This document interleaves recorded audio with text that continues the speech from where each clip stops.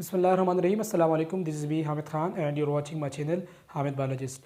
Viewer, आज हम बात करेंगे, ये मेरा पहला लेक्चर है एपिथेलियल टिश्यूज़ के हवाले से। तो आज का हमारा टॉपिक है एपिथेलियल टिश्यूज़ के हवाले से हम डिस्क्राइब करेंगे एपिथेलियल टिश्यूज़ के स्ट्रक्चर को पढ़ेंगे, एपिथेलियल टिश्यूज़ के फिजियोलॉजी यानी कि उसके फंक्शंस को पढ़ेंगे और एनाटॉमी को पढ़ेंगे। तो आइए स्टार्ट करते हैं एपिथेलियल टिश्यूज़ को।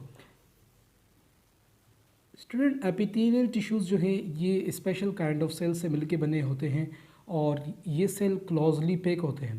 एपिथेलियल टिश्यूज़ के जो सेल्स होते हैं ये क्लोजली पैक सेल होते हैं और इनके दरमियान आपस में जो है कोई इंट्रा स्पेस नहीं होती, यानी कि इंट्रा सेलुलर स्पेस इनके दरमियान मौजूद नहीं होती। ये सेल जो है ये क्लोजली पैक सेल होते हैं।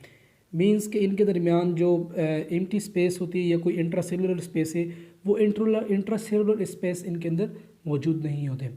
व्यूअर्स, इसके हवाले से मैं आपको एक और अहम बात बताऊंगा कि इनके अंदर एक स्पेशल काइंड ऑफ फ्लूइड्स मौजूद होते हैं जो कनेक्टिव टिश्यूज़ का हिस्सा है, विच इज़ कॉल्ड मैट्रिक्स।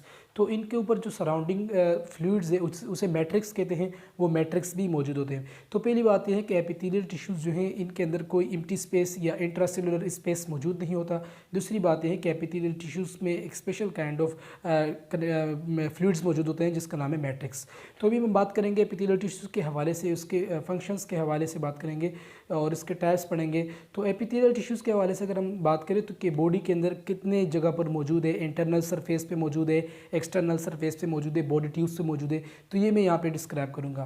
पहली बात यह है कि अगर हम एक्सटर्नल सरफेस की बात करें तो एक्सटर्नल सरफेस पे ये मौजूद होते हैं, एक्सटर्नल सरफेस पे ये मौजूद होते हैं ऑन स्किन, स्किन के ऊपर मौजूद होते हैं। सबसे पहली बात है एक्सटर्नल सरफेस पे, जैसे हम लार्जेस्ट ऑर्गन भी कह सकते हैं, लार्जेस्ट प्रोटेक्टिव कवरिंग भी कह सकते हैं, विच इज़ कॉल्ड स्किन। तो स्किन के ऊपर ये मौजूद होते हैं और इसका काम क्या होता है, प्रोटेक्शन का काम होता है। इसके जो सेल्स है, डेड एपिथेलियल सेल्स है, इसके ऊपर केराटिन प्रोटीन भी मौजूद होते हैं जो बॉडी के first line of defence consider किया जाता है।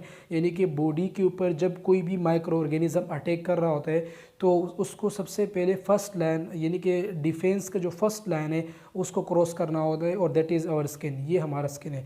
तो उस स्किन पे केराटिन प्रोटीन होता है, स्पेशल काइंड ऑफ प्रोटीन है जिस प्रोटीन ने उसको रेजिस्ट किया होता है माइक्रो ऑर्गेनिजम्स को, यानी कि प्रिवेंशन कर रहा होता है, माइक्रो ऑर्गेनिजम्स को कोई जगह प्रोवाइड नहीं कर रहे होते ताकि वो अंदर जाए और बॉडी के सेकेंड लाइन ऑफ डिफेंस में पहुँच जाए।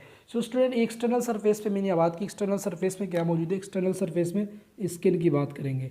जी हाँ, तो एक्सटर्नल सरफेस के केस में जो एपिथेलियल टिश्यूज़ हैं वो स्किन के तौर पे होते हैं। इसके बाद अगर हम बात करें इंटरनल सरफेस पे, तो इंटरनल सरफेस पे इनका काम क्या होता है, इंटरनल सरफेस में ये बॉडी के कैविटीज़ में पाए जाते हैं। बॉडी की कैविटीज़ है, बॉडी के प्रोटेक्टिव जो ऑर्गन है उस ऑर्गन की प्रोटेक्टिव मेम्ब्रेन होते हैं। फॉर एग्जांपल मैं यहाँ पे शो करूँगा, सबसे पहले पेरिकार्डियम है। अब पेरिकार्डियम क्या है, pericardium is a protective membrane of heart. ये दिल का जो है आउटर मेम्ब्रेन होते हैं और इससे बना होता है। इसके बाद सेकंड क्या है, प्लूरल मेम्ब्रेन। अब प्लूरल मेम्ब्रेन क्या है, प्लूरल मेम्ब्रेन जो ये प्रोटेक्टिव मेम्ब्रेन है लंग्स का, ये लंग्स का प्रोटेक्टिव मेम्ब्रेन है, ये इससे बना होता है। थर्ड की अगर हम बात करें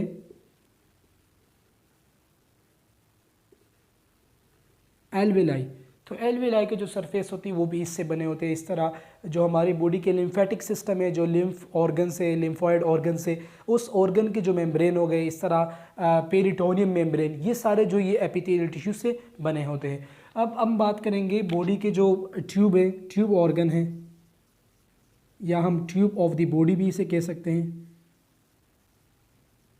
तो ट्यूब ऑफ बॉडी में सबसे पहले क्या है, GIT, गैस्ट्रो इंटेस्टाइनल ट्रैक्ट, जो हमारा डाइजेस्टिव सिस्टम है, जिसमें एसोफेगस है, एसोफेगस के अलावा लेरिंग्स, फेरिंग्स, ये सारी चीज़ें जो है ये इंक्लूड है गैस्ट्रो इंटेस्टाइनल ट्रैक्ट में। इसके बाद अगर हम बात करें स्टमक की बात करें तो स्टमक के अंदर भी special kind of epithelial tissues होते हैं, कॉलमनार एपिथेलियम्स मौजूद होते हैं।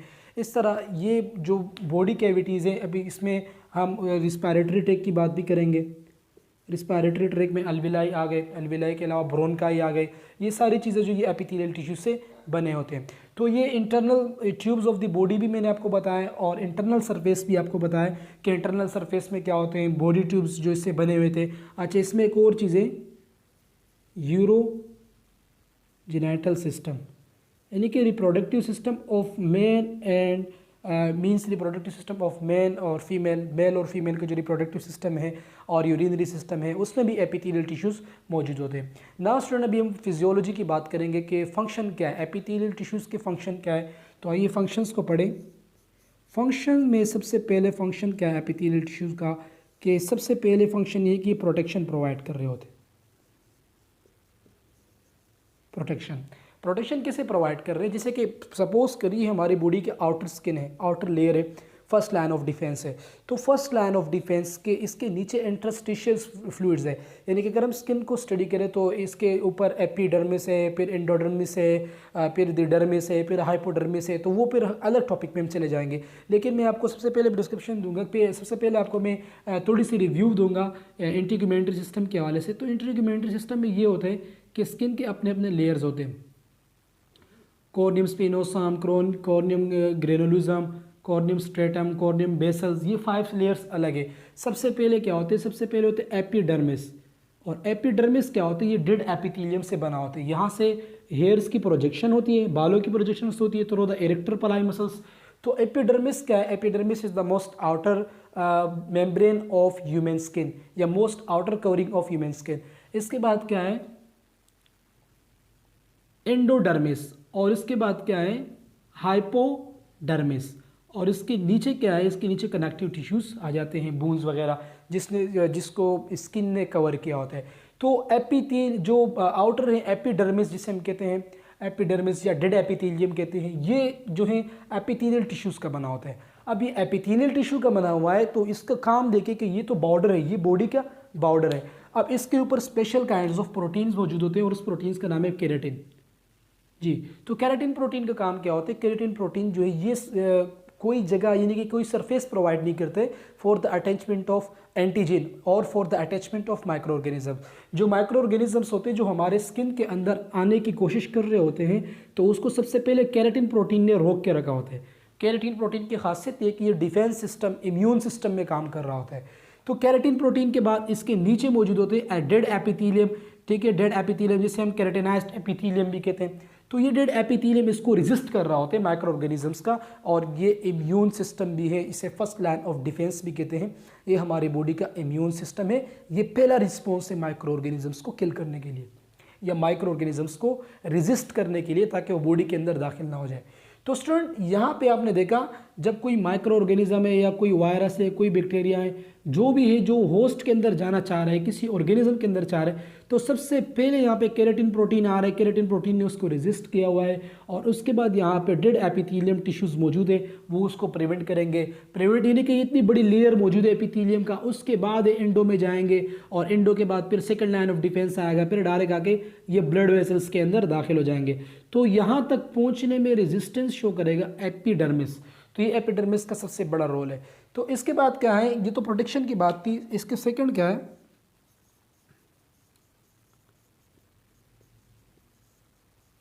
सिक्रीशन की।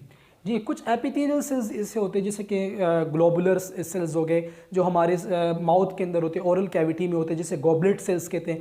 वो goblet cells salivary gland produce कर रहे होते हैं। ठीक है, स्लाइवरी ग्लैंड्स के अंदर मोस्टली गॉबलेट सेल्स होते हैं। वो गॉबलेट सेल्स एपिथेलियल टिश्यूज से बने होते हैं, एपिथेलियल सेल्स होते हैं। वो क्या कर रहे होते हैं, वो हमारे माउथ के अंदर जो हमारा ओरल कैविटी है वहाँ पर जो है स्लाइवा प्रोड्यूस कर रहे होते हैं। तो स्लाइवा की प्रोडक्शन कहाँ से होती है, स्लाइवा की प्रोडक्शन एपिथेलियल सेल्स से होती है, जिसे हम गॉबलेट सेल्स कहते हैं। वो गॉबलेट सेल्स क्या कर रहे होती है, वो गॉबलेट सेल्स हमारे माउथ के अंदर जो ओरल कैविटी है, मुकम्मल ओरल कैविटी है, वहाँ से स्लाइवरी ग्लैंड्स, जो ग्लैंड्स है जहाँ से स्लाइवा प्रोड्यूस होते हैं, बेसिकली वो भी गॉबलेट सेल से बने होते हैं। इस तरह हमारे जो म्यूकस मेम्ब्रेन है, म्यूकस मेम्ब्रेन के अंदर भी गॉबलेट सेल्स होते हैं। वो गॉबलेट सेल्स खुद बेसिकली एपिथेलियल सेल्स है। वहाँ से गॉबलेट सेल्स से salivary gland produce, saliva produce होता है, यानी कि गॉबलेट सेल्स मिलकर स्लाइवरी ग्लैंड बनाते हैं, और वहाँ से जो है स्लाइवा प्रोड्यूस होते हैं। और उस स्लाइवा क्या काम होते हैं, उस स्लाइवा का डिफरेंट काम होता है, डाइजेशन में भी उसका काम होता है। इसके अलावा माइक्रो ऑर्गेनिजम्स को भी रेजिस्ट कर रहे होते हैं। तो ये सारे फंक्शंस हैं। सो गॉबलेट सेल्स इसमें वाहिद रोल प्ले कर रहा होते हैं। और गॉबलेट सेल्स एपिथेलियल सेल्स होता है, जो गॉबलेट सेल्स यानी कि एक मल्टीपल फॉर्म बना देते हैं, जिसे हम टिश्यू कहते हैं, group of similar cell called tissue, यानी कि सिंपल डेफिनेशन है टिश्यू का। तो गॉबलेट सेल्स की मेजोरिटी को हम एपिथेलियल टिश्यू ही कह सकते हैं, क्योंकि गॉबलेट सेल खुद जो है ये एपिथेलियल सेल है। इस तरह ये सिक्रीशन का भी मैंने आपको समझा दिया। इसके बाद थर्ड जो है वो है एक्सक्रीशन। जी, अब एक्सक्रीशन का प्रोसेस कैसे होता है जी? तो एक्सक्रीशन का प्रोसेस इस तरह होता है कि ह्यूमन बॉडी के अंदर पेयर ऑफ किडनीज होते हैं।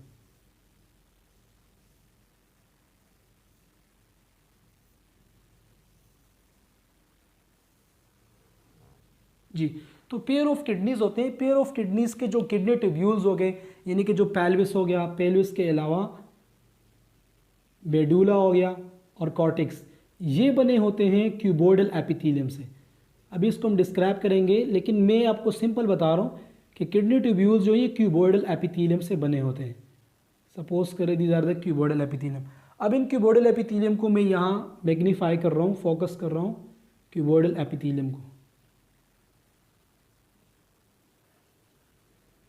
ये क्यूबोइडल एपिथेलियम इस तरह के होते हैं, एपिथेलियम क्यूबोइडल।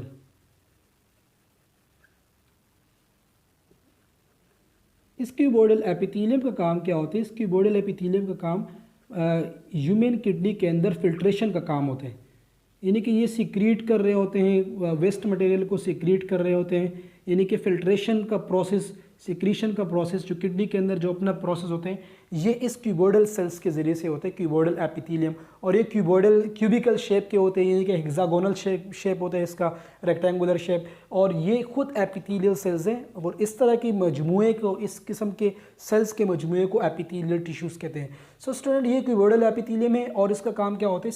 एक्सक्रीशन का काम होता है जी। एक्सक्रीशन का काम मतलब कि ये नेफ्रॉन्स के ऊपर स्ट्रक्चर जो प्रॉक्सिमल कन्वोल्यूटिव ट्यूब्यूल्स है, डिस्टल कन्वोल्यूटिव ट्यूब्यूल्स है, वहाँ पर पाए जाते हैं, और वहाँ पर जो है ऑलमोस्टली वहाँ पे एक्सक्रीशन का प्रोसेस होता है, एब्जॉर्प्शंस का प्रोसेस होते हैं, जो सोडियम आयंस हो गए, इसके अलावा कैल्शियम आयंस, मैग्नीशियम क्लोराइड, ये सारे आयंस की एब्जॉर्प्शन भी होती है। तो यहाँ पे मैंने एक्सक्रीशन के साथ साथ इसका सेकंड काम क्या होते हैं?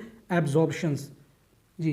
तो एब्जॉर्प्शन का काम यहाँ पे किडनी के अंदर भी हो रहा होता है एपिथेलियल सेल्स के जरिए, और इसके अलावा स्टमक के अंदर भी होते हैं। तो स्टमक के अंदर कैसे होते हैं? स्टमक के अंदर special kinds of epithelial cells होते हैं, और उसे कहते हैं कॉलमनार एपिथेलियम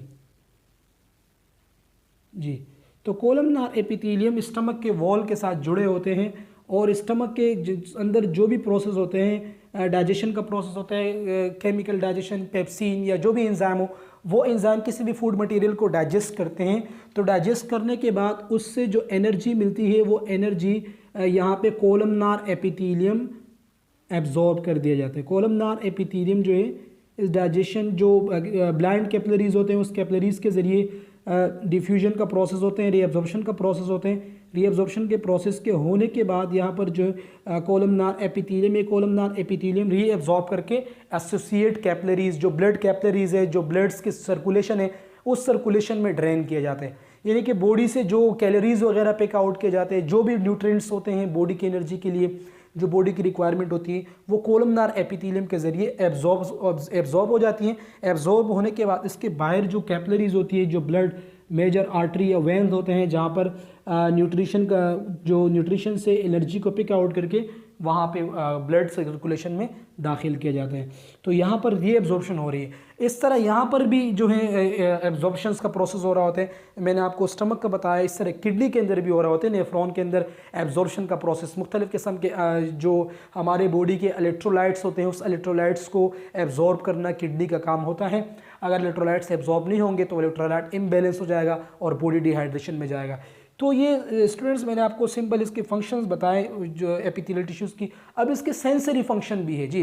तो सेंसरी फंक्शन में सबसे पहले फंक्शंस है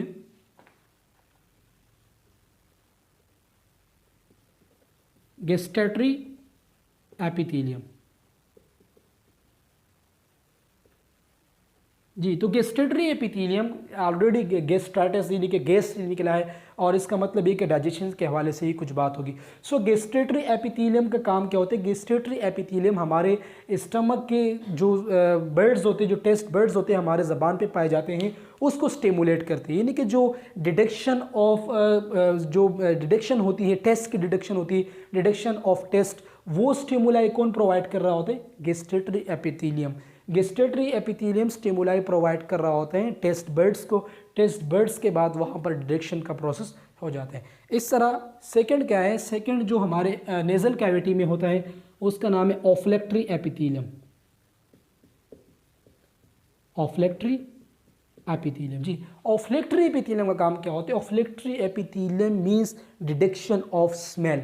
स्मेल की डिटेक्शन होती है हमारे जो है नेजल कैविटी में होते हैं, स्पेशली नोज के अंदर होते हैं ऑफ्लेक्टरी एपिथेलियम। इसके डायरेक्टली हमारे ब्रेन के साथ रिलेशन होते हैं। सो ऑफ्लेक्टरी एपिथेलियम का काम क्या होता है? Detect the stimuli of smell. Smell की स्टिमुली कौन कर रहा होता है? Olfactory epithelium. इस तरह थर्ड क्या होता है? थर्ड जो है हमारे ईयर में होते हैं, उसका नाम है सेंसरी एपिथेलियम जी। मैं इसको शॉर्ट में लिख रहा हूँ, सेंसरी एपिथेलियम। सेंसरी एपिथेलियम क्या होता है? ये हमारे ईयर के अंदर होते हैं, जो हमारे ईयर्स है, जो हमारे कान है, इसके अंदर होते हैं, और वहाँ पर ये काम कर रहा होता है just detection of sound, sound की डिटेक्शन कर रहा होता है। सो स्टूडेंट, ये तो सेंसरी एपिथेलियम के बारे में मैंने आपको बताया। नाउ अभी हम इसके फंक्शंस, इसके टाइप्स पढ़ेंगे, एपिथेलियल टिश्यूज़ के टाइप्स पढ़ेंगे कि एपिथेलियल टिश्यूज़ के टाइप्स कितने हैं। सो स्टूडेंट, एपिथेलियल टिश्यूज़ के दो बेसिक टाइप्स हैं, एक है सिंपल एपिथेलियम और दूसरा है stratified epithelium.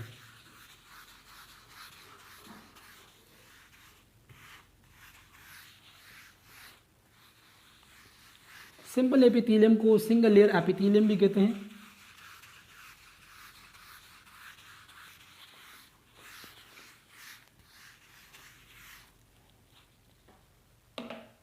So simple epithelium को भी हम पढ़ रहे हैं।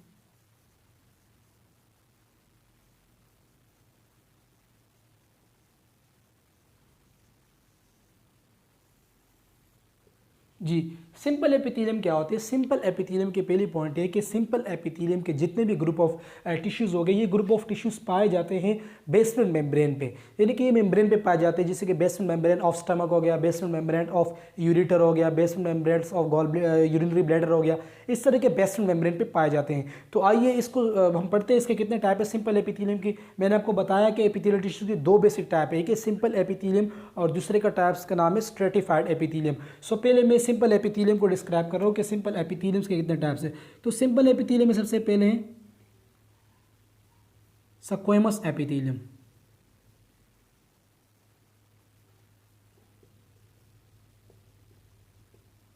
स्क्वेमस एपिथेलियम जी, स्क्वेमस एपिथेलियम क्या होते हैं?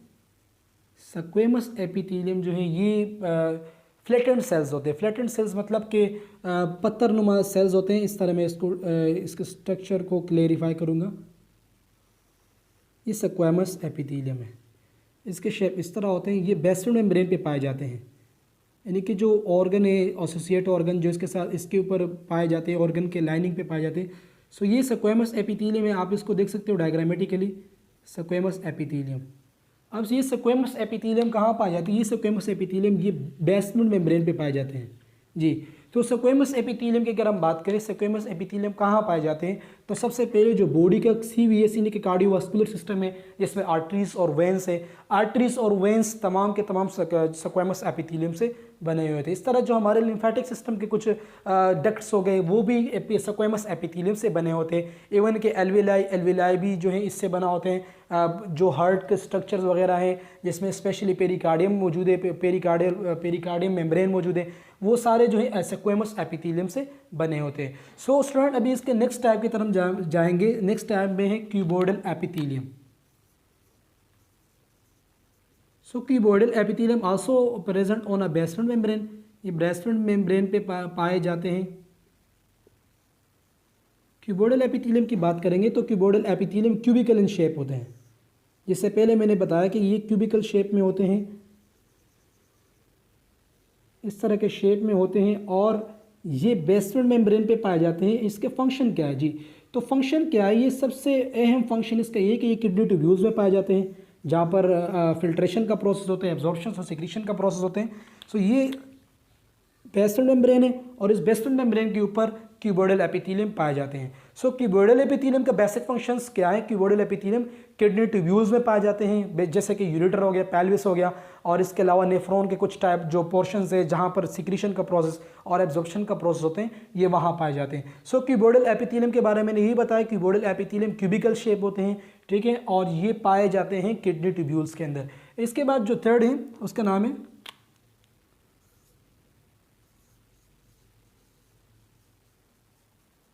Columnar epithelium. जी। सो कोलमनार एपिथेलियम, इसके जो ये ग्रुप ऑफ एपिथेलियल टिश्यू जिसके सेल कॉलम की शेप में होते हैं, रेक्टेंगुलर शेप होते हैं, इस शेप के होते हैं, इसे हम कहते हैं कोलमनार एपिथेलियम। अभी कोलमनार एपिथेलियम का काम क्या होता है? कोलमनार एपिथेलियम जीआईटी में प्रेजेंट होते हैं, गैस्ट्रो इंटेस्टाइनल ट्रैक्ट में प्रेजेंट होते हैं।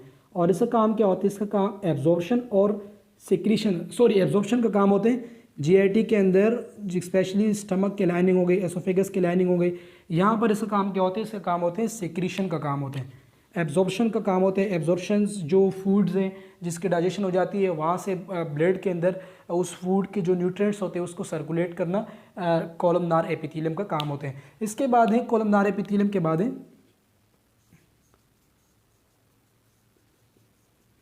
Ciliated epithelium. जी। सो सीलिएटेड एपिथेलियम की अगर हम बात करें, so ciliated epithelium basically are columnar cells. इसके सेल कोलमनार की तरह होते हैं, लेकिन इसमें डिफरेंट क्या है कि कोलमनार के इसके सेल के ऊपर ब्लाइंड प्रोजेक्शन होती है, फिंगर लाइक प्रोजेक्शन होती है, जैसे हम सीलिया कहते हैं। जी।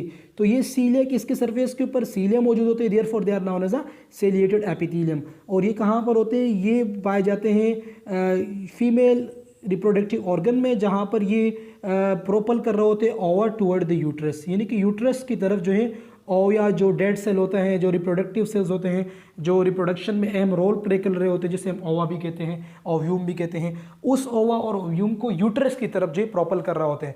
ठीक है, इस तरह ये हमारे ओरल कैविटी में भी होते हैं, जो हमारा स्लाइवा होते हैं उसको प्रोपल कर रहा होते हैं, जो हमारे स्लाइवा होते हैं उसको प्रोपल कर रहे होते हैं टुवर्ड्स द बॉडी ट्यूब्स। तो इस तरह सीलिएटेड एपिथेलियम के हवाले से मैंने यही बात की कि ciliated epithelium are basically columnar cells, but इसकी सरफेस के ऊपर सीलिया मौजूद होते हैं। सीलिया क्या है? सीलिया की बीटिंग के जरिए, जब ये सीलिया की बीटिंग होती है तो फीमेल रिप्रोडक्टिव ऑर्गन में जो ओव्यूम होते हैं, जो रिप्रोडक्टिव सेल होते हैं, वो सेल प्रोपल हो जाते हैं, यानी कि मूव हो जाते हैं toward the uterus for a possible fertilisation.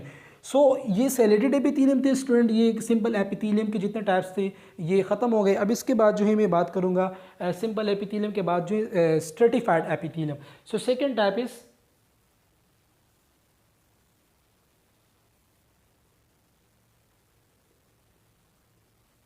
Stratified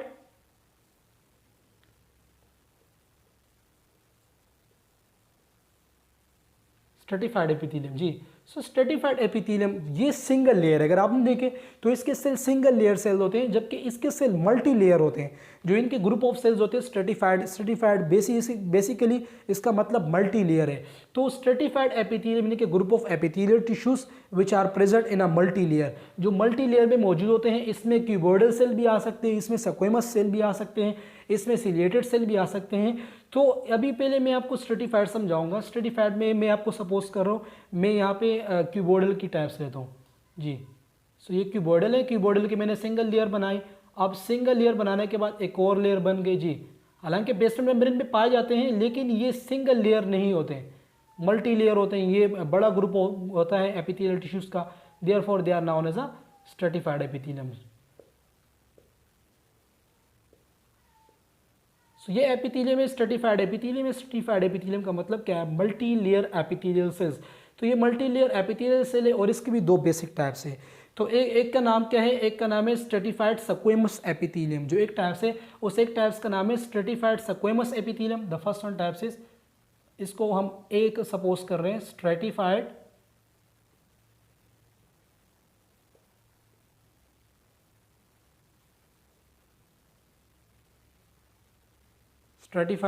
squamous epithelium. और इसका जो बी पार्ट है वो बी पार्ट है ट्रांजिशनल एपिथेलियम। ट्रांजिशनल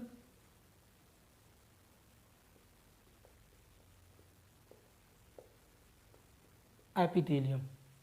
अभी हम स्ट्रेटिफाइड स्क्वेमस एपिथेलियम की बात करेंगे, जो पार्ट ए है स्ट्रेटिफाइड एपिथेलियम का। स्ट्रेटिफाइड स्क्वेमस मींस के स्क्वेमस सेल मल्टी लेयर में, यानी कि बहुत सारे लेयर्स के अंदर स्क्वेमस सेल को हम अगर डिफाइन करेंगे, सो it will be absolutely stratified squamous epithelium. तो ये स्ट्रेटिफाइड स्क्वेमस एपिथेलियम होंगे। सो आइए मैं इसको पहले फिगर ड्रॉ करूं स्ट्रेटिफाइड स्क्वेमस एपिथेलियम को। These are the stratified squamous epithelium in multilayer. They are present in multilayer, just like flattened cell. So multilayer cells stratified squamous, यानी कि squamous का मल्टी लेयर में मौजूद होना। तो आइए आप देख सकते हैं इसमें multi layer stratified cell involve हो गए। So it will be absolutely stratified squamous epithelium. अब स्ट्रेटिफाइड स्क्वेमस एपिथेलियम की दो बेसिक टाइप्स होते हैं जी। तो पहले वाले टाइप्स का नाम है